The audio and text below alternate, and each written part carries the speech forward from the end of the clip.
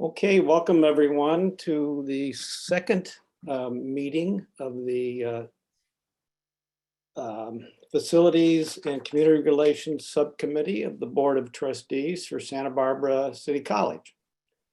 We have basically two items on the agenda tonight, but before we get into the agenda, we have a number of people, I believe, who want to make a comment. And I will ask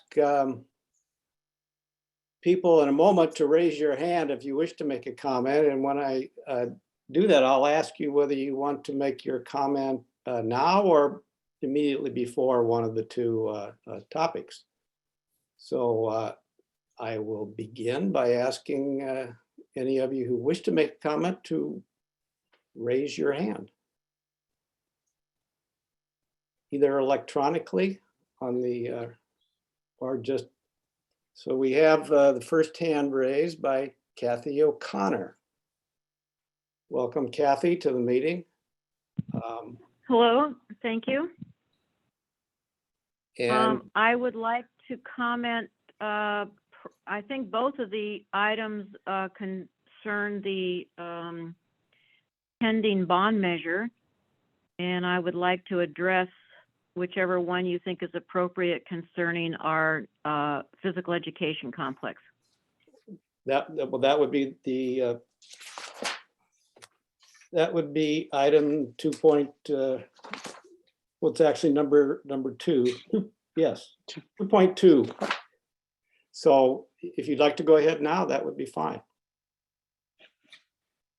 Okay, well, I certainly appreciate you allowing me to speak. Thank you very much.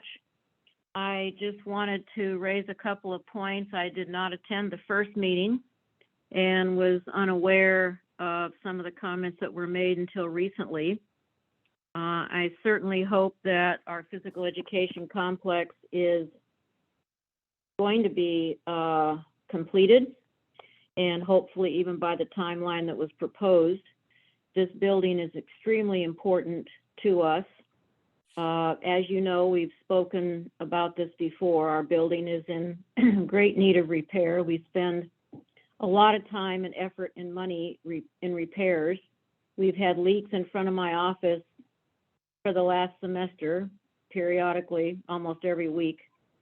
The building is not in good seismic condition at all. So I'm sure hoping we don't have an earthquake anytime soon. And according to what I heard, there was a recommendation that the building be placed somewhere else on campus, which, if I'm correct, is not allowable by the state. We have to remain in the same footprint. And I don't think that the rising tides are probably going to affect this building before it needs to be replaced again within the next 50 years. I've been here almost 46 years. I came not too long after the building was new. It was not well designed to begin with. It certainly wasn't designed with equity of any type, gender equity of any type in mind. And this building needs to be replaced, and we certainly can't turn the money down from the state for the third time. So that's the sum of my comments, and I appreciate you allowing me to make them. Thank you very much. Does anybody else wish to comment? I don't see any other hands raised. So I guess we will we'll go ahead with our meeting. First, let me mention that as indicated on the agenda, there are 3 members of the committee, myself, Robert Miller, Trustee Peter Haslund, and Trustee Veronica Gallardo. And at the first meeting, which was held in late December, I was selected as the chair of the committee. So we'll move right into a discussion of the scenarios for consideration of a bond measure. And let me just say that there were 3 scenarios that were presented to us at the last or the first meeting. We didn't really have much of a chance to get into those, into a discussion of those scenarios because other issues seem to occupy our time. So all 3 of those scenarios were attached again to the agenda, as was a report on the PE complex, which was, by the way, approved by the full board. I don't know, I don't have the exact date, but this is a project where the state is committed to a certain amount of dollars, and we need to raise the rest of it. It's gone through considerable work by architects that were retained by the college, and the attachment shows some of the architectural drawings and discusses in more detail the project. So let me begin. Well, let me just say this about the three scenarios. They essentially, the first scenario is amounts to about a $200 million ask from the community. The second one about 250, and the third one about 300 million. And how it's been presented to us is the first one, the minimal scenario, if we might call it that, includes the replacement of the physical sciences building, replacement of student services, funding for our part of the PE building, and some work at the Wake Center, in addition to some other funding for wayfinding and other. I'm getting out my chart here. Infrastructure and safety, wayfinding, security cameras, panic buttons, and new entrances for the main campus. So those are the basic components. In addition to some work at the Wake and Shot Center, those are the basic components of the first one. And then the second one and the third scenario just add on to that, basically additional projects for Wake and Shot. So I would like to begin this discussion with a question for Dr. Murillo or Vice President Moss, if that's appropriate. How did we arrive at the projects that were selected? If you could start our conversation on that, I would appreciate it. So I will just briefly chime in, and then I'm going to ask Vice President Moss to explain a little more about it. When we started talking about general obligation bond, the board basically put it in my goals to consider looking at this whole idea. And so when we were discussing the prior bond, which I believe was $288 million, I've received a fair amount of input in the community that we should be very thoughtful about how we are going to position ourselves. So in discussions with Vice President Moss, we talked about maybe putting some scenarios together of the most important or the most critical projects, or the ones that were going to make the most impact to the college, with the consideration, and I put a couple of questions in the board agenda around, after COVID, how much square footage do we think we will actually really need? And we have to consider the future and what's going on. And so we thought it was best to start bringing some scenarios for the committee members to consider. What would an effective bond program look like for Santa Barbara City College? As I noted, you can have a building program that can be usually 5 to 7 years. Some colleges do 10, some like to do more. In looking at them, I think the 200 scenario brings in like the most important projects, and I can have Vice President Moss go over each of those. I think there's some discussion to be had around some of the projects. So with that, I would like to ask Vice President Moss to kind of go through and answer questions as we go through maybe the 200, 250, and 300 scenario range. Thank you, Dr. Murillo. And Trustee Miller, I think the question you posed of how did we come up with these scenarios, that's exactly what I'm going to walk through. So Very good. give me a minute to walk through them, and hopefully as I do, that will answer your question. So I'm going to share my screen so I can share those scenarios to everyone. Okay. Should I make it bigger? Too small? It looks good to me. Okay, all right. So this is the first scenario, the $200 million scenario. It does fit on the whole screen. You're seeing all of it here, so that's handy. So let me go back a while. I wish I knew the date off the top of my head, but I don't have it handy. We started creating this list of potential projects quite some time ago now, well over a year ago. And we have been presenting it to the board in various formats, concepts. This has been that same list for quite a while in terms of major projects that we feel could be funded with a bond. Now, the list started off very long.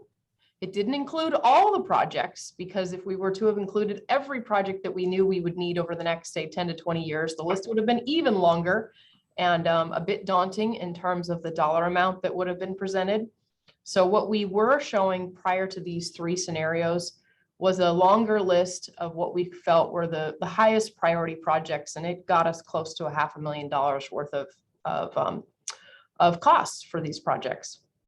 So while working with Dr. Murillo and being in this new situation with our COVID pandemic, we worked on scaling down the list that we've been looking at for quite some time into these three scenarios.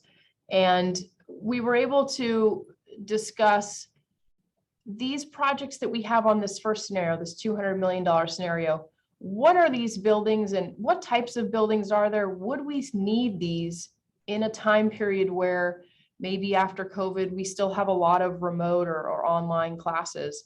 And as we looked, you can kind of see they jump out at us, the physical education building, the physical science building, children's center. These are all spaces that are heavily utilized even now during COVID. They have programs that have in-person classes and operations. And then for the buildings that are not classroom buildings, we have the student services building. Student services building is obviously another building that we're using heavily during even this time period of the pandemic.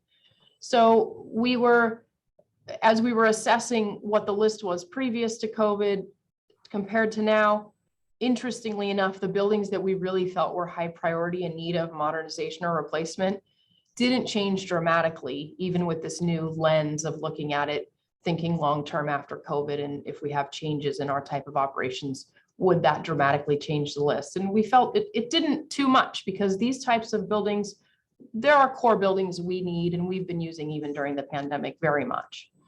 So I wanted to start with that.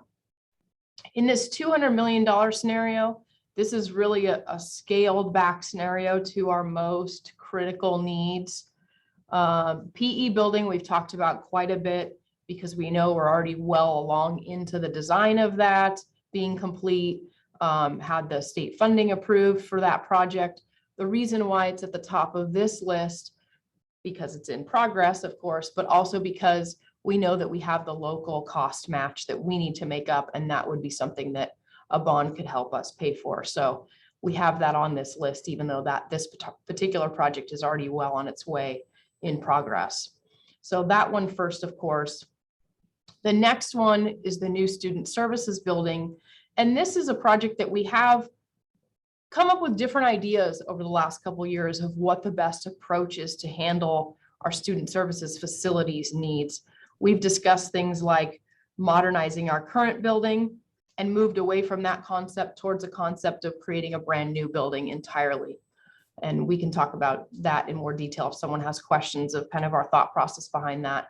But the latest iteration would be a new building would provide us a new space that is fit to match the needs of the programs in that building instead of trying to shoehorn programs that don't quite fit into the current building. Okay, and then the physical science building is something that has really risen up higher on the list over the last 18 months as we've analyzed more of what those lab spaces are like and how desperate we are in need of having much more modern lab facilities in those buildings. So that one's very high on the list. Those first three that we've discussed, the dollar amounts are all specific to what the cost would be to modernize or replace the buildings. Now this fourth one, Children's Center, which I see has a typo. There's no L in the Children's Center. I apologize for that. Lindsay, Yes. can I just interrupt for 1 minute? Of course, go ahead. Because you mentioned the three buildings on the main campus, the PE building, the student services, and the physical science building. When I look at we have the facilities master plan from 2019, and when I look at that, a good case is made for each of those buildings, as you briefly discussed. But there are other buildings on there that also seem to have good arguments, and I'd just like you to briefly address that. For example, I noticed that the campus center is one that seems to be badly in need of replacing. And the administration building and education center. I just picked those two. Were those, and I believe those were two that were kind of high on the list, that have been high on the list for some time, but didn't make the cut. If you could just address maybe why they didn't make the cut. Why is it that the student services or the physical science building are more in need of replacement? Sure, of course. Thank you for pointing out those particular buildings. So those were in the last iteration of this report that we looked at quite some time ago, the report where this dollar amount was significantly higher to do all of those various buildings that you just listed off. However, to get to this 200, 250, and $300 million scenario, we had to remove something to get into these dollar categories. And those ones did become more low on the priority list as we looked at which ones are our very, very highest top priority, like these top three we've already talked about so far. How much else will fit? You'll see those top three are some of the most expensive ones as well. So it didn't leave a lot of room after those to do other large scale expensive projects. Like I'll pick on the administration building. That one would have been very costly.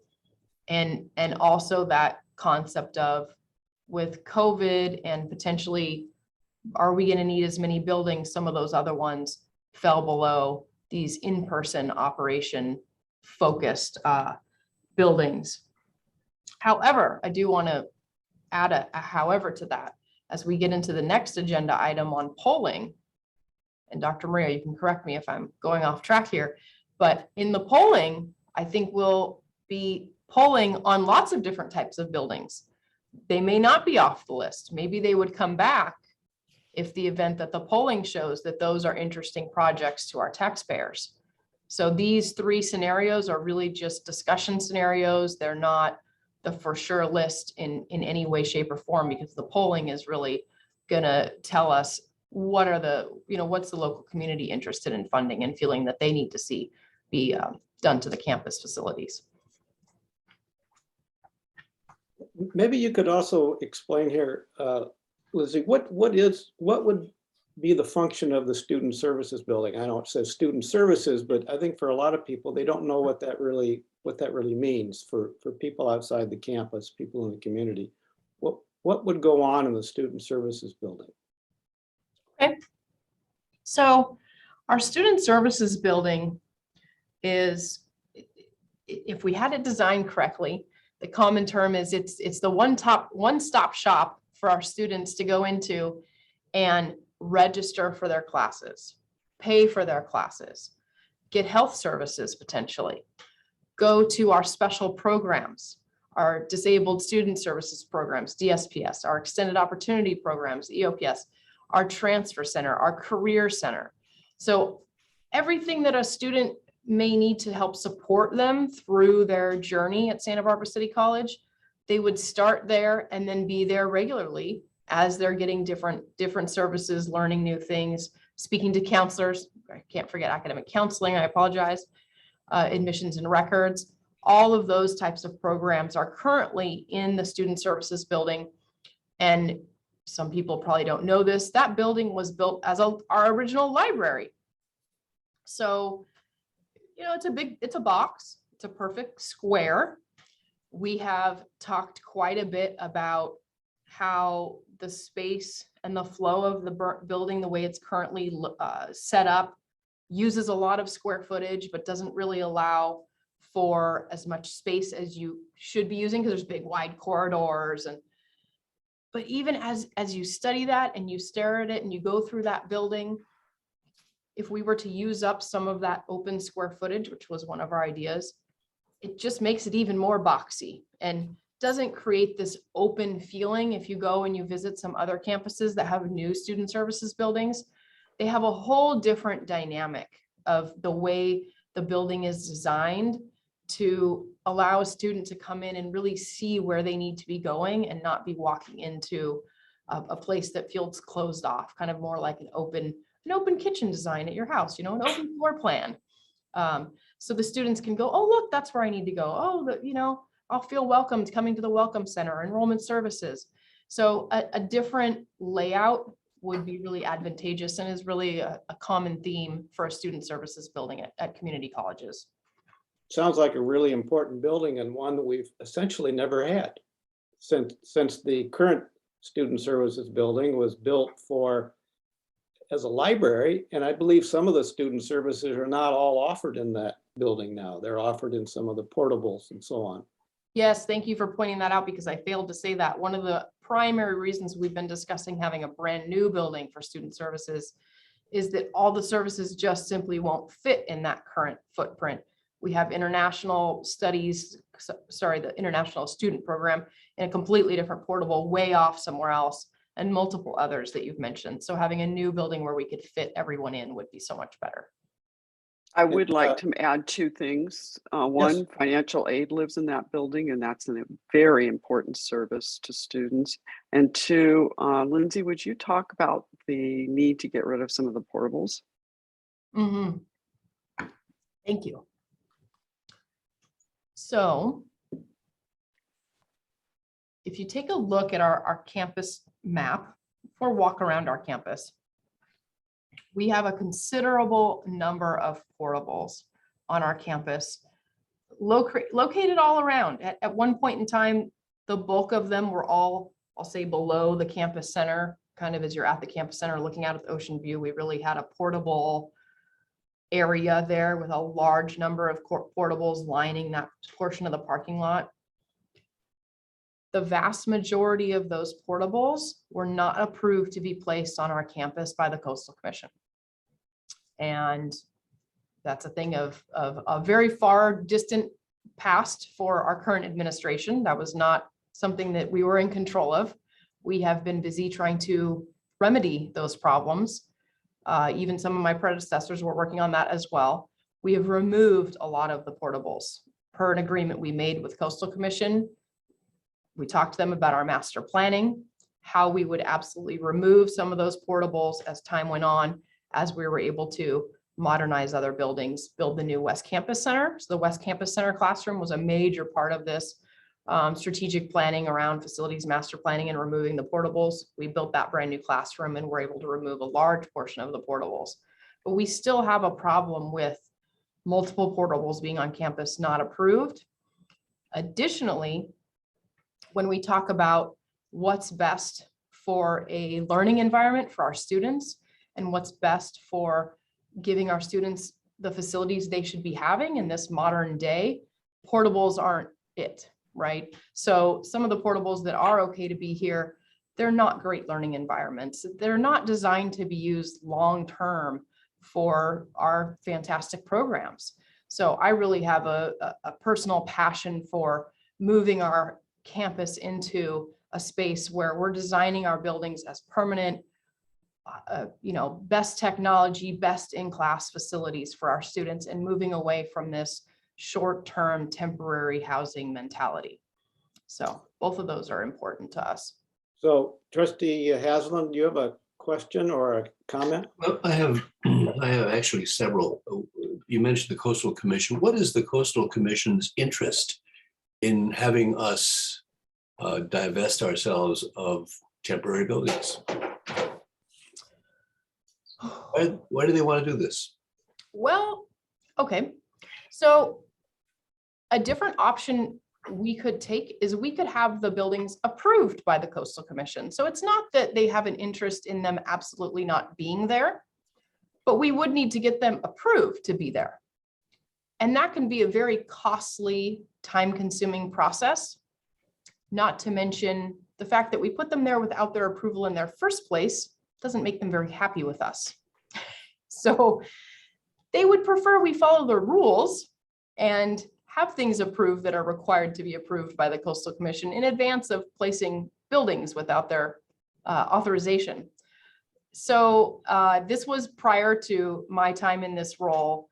I understand that our team did work with the Coastal Commission to discuss which ones could be approved and which ones we all would prefer are just removed, because we had other plans anyways, such as building the West Campus Center to replace them. So it was a joint relationship work to improve the dynamic and remove them. Okay. And you mentioned that part of your discussion for the student services building was the question of whether to renovate and upgrade or to replace it completely. What would be, maybe there are two questions here. Have you actually examined what the cost would be for the kind of renovation that would render this building as useful as you would want it to be? And how does that figure compare with what we're anticipating to be the cost of a complete replacement?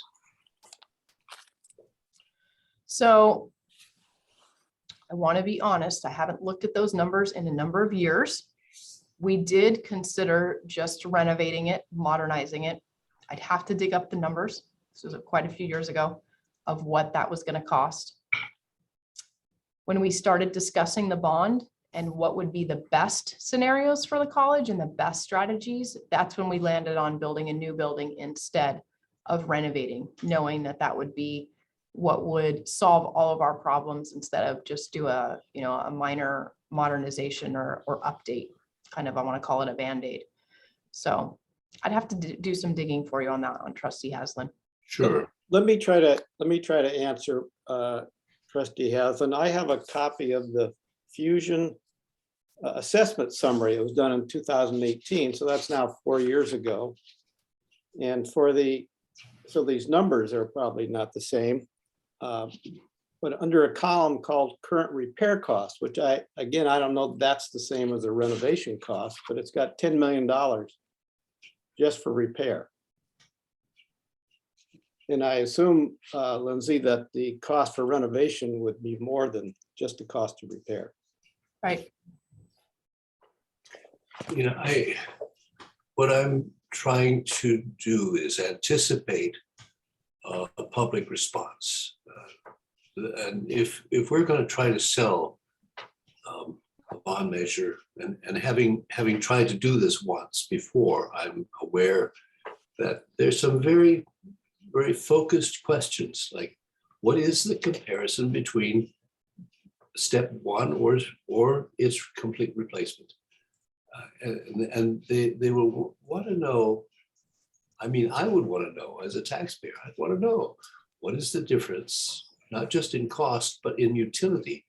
And I'm thinking of a process by which you would render that building as close to what you ultimately want. You might come to the conclusion that we really don't want this building. It just cannot be made into what we feel committed to to building for our students. But I think those are the questions that the public would want to be assured about that have been asked and answered. Does that make sense? I mean, it sounds, I almost sound like I'm asking you to go back and redo what was done in the previous bond measure, but we want to make doubly sure that we're on the right side of the ledger in terms of knowing what the costs are. And then based on that knowing, we make a decision as to which way to go. I would agree. I think those are numbers we'll have to have well in hand before we go to the public and ask for $26 million to build a new physical science building, or I guess 34 million for a new student services building. So two things that may play into this that we don't have all the information for yet, I don't believe, is we're doing a seismic study survey. So that'll play into this somewhat. And so we will provide you some estimates back. It may not be the next meeting, but somewhere along the way to kind of give you an idea of what that would look like as we look at this further. Okay. But fair enough. Okay. Lindsay, I think you were about to talk about the Children's Center renovation when I interrupted you.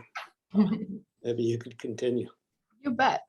And no problem interrupting me. I do kind of start going and get on a roll, so feel free to stop me.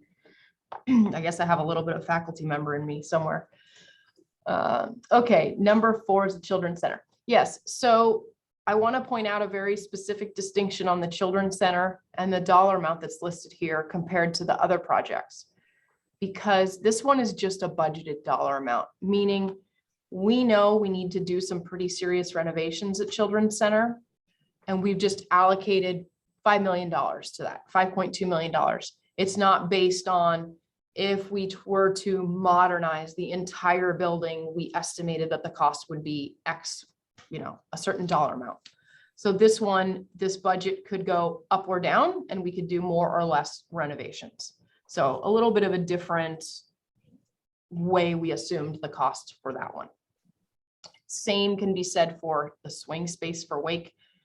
Clarify what that is, because everyone always says, what in the world is swing space?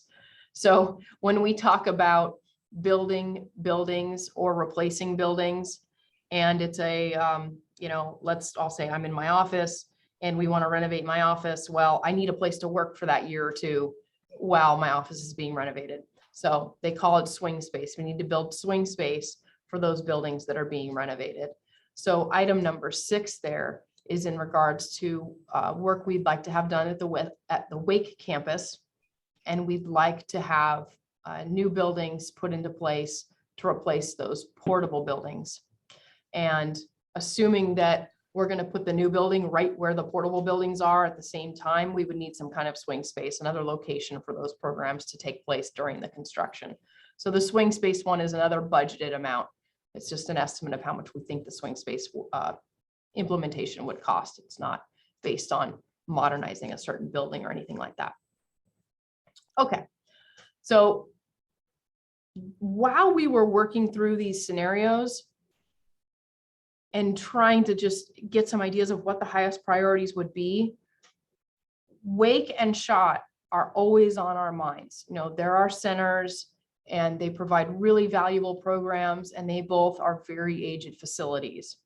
So it was important that for our local community, we try to get something done at Wake or SHOT as a part of, say, this smallest scenario.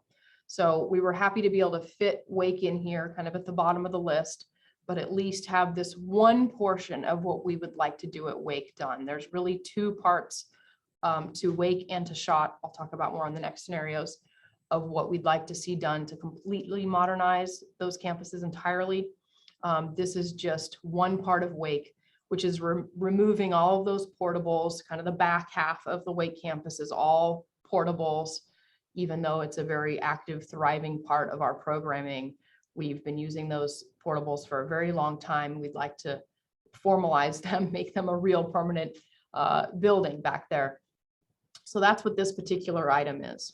And that's where we sort of kind of ran out of money to stay within this $200 million scenario, because we wanted to absolutely have some funds left in here for the infrastructure and safety work.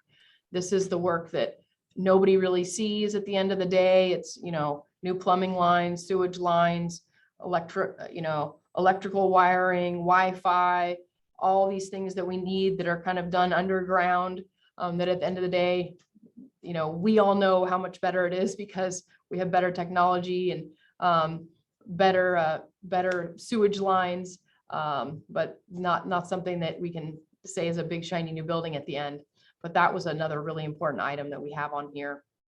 And then there's always a bond contingency and some management expenses at the bottom. Those very last two, those dollar amounts do go up with the other plans because they're just a percentage of what we would expect might be spent on them based on the size of the bond. Lindsay, let me just comment at this point before we go on to the next scenario that I've heard comments from people who use the Wake campus, the people you would think who would want to have the portables replaced, who expressed the opinion that they're very happy with the physical structure at the Wake campus. So that when I hear that, I don't know how widespread that is, but that obviously concerns me. If the main users there are satisfied, those would be the people we need to sell the public on the idea of adding $30 million to replace the portables. Can you comment on that? I can because we did a community discussion at the Wake campus about a potential facility needs there.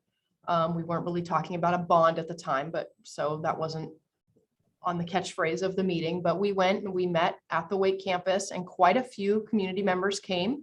We had a very robust discussion right around exactly what you're talking about. And they gave us very clear feedback. Some of the Wake students feel that the Wake campus is really their home. They went to school there, their children went to school there, and now they go to school there again as adults, and they absolutely love the feeling they have when they come into those facilities, like the auditorium and, you know, and the classroom feeling. And we had a real kind of heart to heart about this. And I said, wow, you know, I'm thrilled to learn this from everyone. You guys want this building here. I get it. I said, but can I give you better technology and maybe some real furniture and proper lighting and remodel the inside so that it's a modern, inviting environment with heating and air conditioning and really essential infrastructure needs? And they said, oh, well, yeah, we'd really like that. We don't want to rock the boat and we don't want you to tear it all down. I said, okay, I got it. You know, thank you very much. So yes, it seems like their first response is don't touch our stuff. But as you unpeel the onion, you find out, oh, they would like it improved. They just don't want it torn down and built completely new because they have this sentimental attachment to those facilities. We did not, I will admit, I didn't talk to anyone specifically about the portables, except I do remember saying, can I replace the portables with something new? And they said, yeah. They just said, don't change our classrooms. We like to be able to walk into them and feel like they're the same classrooms I took my child to when they were 5 years old. They were very sweet, touching stories. So yes, I said, we will absolutely do exactly what you're looking for. It makes a lot of sense. And I have no doubt we wouldn't go and do additional community forums at Wake and Schott before we did any type of work or designing or planning. I've also heard that there are concerns in the neighborhood around Wake that putting in a new building would attract more traffic, and it would be a traffic problem for the neighborhood. Would we actually be adding additional space more than we have now, or just modernizing and putting them all into a new building? Yeah, we haven't been considering any type of growth of any kind at any either Wake or Shot. This would just be creating permanent spaces, permanent buildings instead of those portables and making the campus more unified. That's all. So trustee Haslam, do you have any more additional comments or questions on this before we go to the next scenario? You know, I mean, I like what Lindsay is saying because it involves I think a future tense process of engaging the folks who make use of those facilities as well as the immediately surrounding community in terms of putting together a more final plan. And I think from just a straight community relations framework, that's going to be essential to success. I think part of the reason that we may not have succeeded before was that we didn't do that. The process here is a critical element of success. And I just don't want to go forward with a bond measure where we don't have everything nailed down, that we don't have an internal understanding of what it is that we think might happen if we don't do this, if we don't do this research, or if we don't talk to those people. We have to have the community buy-in to make this work. Thank you. I agree completely with your comments on that. That will be critical to any successful bond measure is proper and full engagement with the community to understand their concerns about what we may propose before we move forward. Lindsay, maybe you could go on to the second scenario and just mention the items that are being added on in the second scenario. You bet. I can be much more brief on these because there's not a lot of changes to these from the first one. Excuse me, except I'm having a tickle in my throat. Okay, so this is the second scenario here. I've just switched the screen, the $250 million scenario. And the primary difference here, we talked about Wake in the first one. This one has the second phase, I'll call it, of what we would like to see done at Wake. So we discussed how we wanted to replace the portables with new buildings. Excuse me. But in this $250 million scenario, not only would we replace the portables at Wake, we would also renovate the main old elementary school. Okay. Then the other items on here are the same. It says scale back scope to TI or TL. What does that mean? You know what? That was when this was okay. You're reminding me, geez, I've changed this so many times. At this point, this was based on the concept of the Wake renovation, the pure dollar amount to renovate the entire building as we estimated it from a facility standpoint. The estimate to renovate the building was quite costly. So like I discussed earlier, this one we flipped from it being an estimate of a renovation itself to a budgeted amount. And so instead, we would just be doing as much as we could do that we felt were the highest priority repairs and renovations based on a $15 million budget. Okay. That's what it was for. So a slight change there, a little reduction in the And cost. then the next item, infrastructure, it's the same description, only the dollar amount is bigger from the That's first right. scenario. That's right. Because originally when we discussed infrastructure prior to coming up with these scenarios, the dollar amount was this higher dollar amount. And we decided to get into that $200 million scenario just to lower it. Again, it's a budget. So we were lowering it to fit within the $200 million scenario, and we wouldn't be able to obtain all of the things that we thought were necessary. So now we ramped it back up a little bit again. Good catch. Okay, so let's go to the third scenario.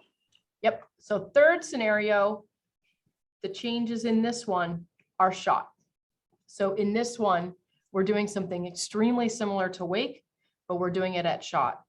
Same thing, replacing the portables with new buildings. Now Shot has a lot less portables for those folks who are not familiar with those buildings or those campuses, I should say, Schott has a lot less portables. However, replacing them with permanent buildings would be really beneficial to that campus because those portables are heavily used as a part of our regular programming. And as a part of the portables that are right in the parking lot right there when you go in, when you go back a little bit farther, we have all of our ceramics and kilns and those types of programs that are done out of what appears to be maintenance type, I want to call them sheds because that's what they look like, that would all greatly benefit from modern, up-to-date buildings. So that's that part. And then the Schott campus itself, beautiful historic building. For anyone who has not been there, I highly recommend you go and actually walk into the building and into the rooms. It is a historic landmark building. And again, this one, we just have a budget for renovating the highest priority needs. So this one is similar to the Wake one, where it's not a budget that is based on an estimate of renovating everything. It's a scaled back budget from our original idea to just have a budget and we'd hit the high priorities. And this one is the $300 million scenario. Okay. Trustee Haslund or President Murillo, do either of you have any questions or comments to add to what we've already discussed? I just appreciate Vice President Moss's analysis and information she's giving us tonight. So great job, Vice President Moss. I'll second that. Very good information. I'll third it. Not that there is such a thing. And I think if we're to be successful, we're going to have to work very closely as a team that seeks first and foremost to anticipate why something should not be done, or no, better still, why members of the general public would look at this and say, no, they don't need that. We need to have very clear answers to those kinds of things. And that I think will require probably a greater level of specificity than we have at this point. But I certainly agree with Dr. Murillo that this is an excellent first step. And it has taken, I'm quite certain, a great deal of effort. And so I'm not being critical of that. I'm just saying we're going to have to be very careful and very collegial and very specific to the general public. Let me add that we also, in addition to the study of the seismic issues we may have, we also have a strategic plan being prepared at this time. Do we not, Dr. Murillo? That's ongoing. Yes, we just started. You just approved the contract and we're moving forward. We had our first meeting. So we will be coming and we might actually engage you in your next meeting with the strategic plan group to have some further discussion. So both of those items will I think be important information for us to consider before we ever come to any final determination. So it's good that we're doing both of those. And you have lots of time. I know a lot of people think this is really short, but you have time to engage in that right now. Excellent. Well, let's move on to our final agenda item, and that is the selection of a polling consultant to survey the community about how they would feel about various options that we obviously have to do before we move forward. And where are we on that, Dr. Murillo? So I have a list of names. I've talked to quite a few people. I've talked to people at the college. I've talked to people in the community. And so my recommendation to this subcommittee is that we ask for some proposals from, I've got quite a list going right now of local polling groups and also polling groups outside of our community, that we ask for proposals and that a couple of members from this subcommittee work with myself and Vice President Moss, and maybe we engage a community member in looking at the proposals and making a recommendation for who would do our polling. So you start this effort having done this before, correct? Definitely, I've done this a few times. Yeah. So and at more than one community college, as I recall. So 4. Did you just hold up 4 4 fingers? So you have some deep background with this, so I know you're going to be very helpful to us in the selection we make. I'm glad we're looking at local pollsters, as well as, I assume, some of those you worked with before who you feel have done a good job in other situations. There are a lot of people who do good work in this arena. The biggest issue for us is there's really good polling people, and we want to make sure we frame our questions correctly and that they're very credible. One of the things I like to see out of these groups is, what have you projected as far as you're telling us, oh yeah, you can win this by 65%, and then you come in at 40, that doesn't work. So I like to see their track record around projections versus reality, and I think that's really important. We also, as we move into, if we choose after we do the poll to go into a campaign, then it's going to be really important to have some local people involved, and possibly and potentially maybe some other consultants. But I think we get to that place once we do the polling. I think we do that first. Very good. I think we've come to the end of our agenda. Trustee Haslam, do you have anything to?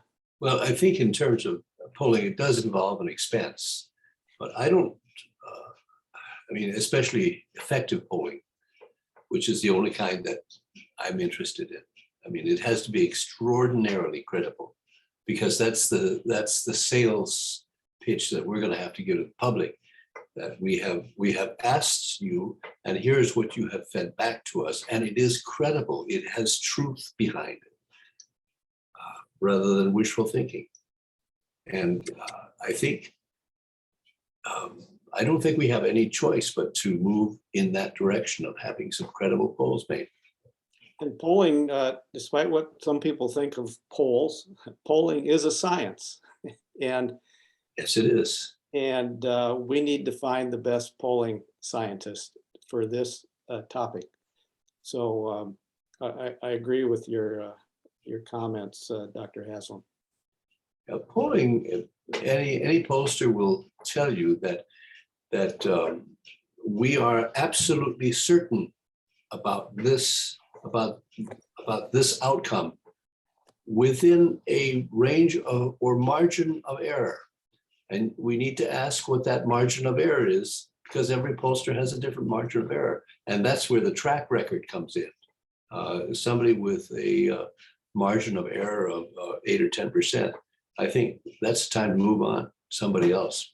Well, and the margin of error will in large part depend on the sample they take, and the size of the sample they take will affect the cost. So we have some control over that. How small a margin of error do we want to buy?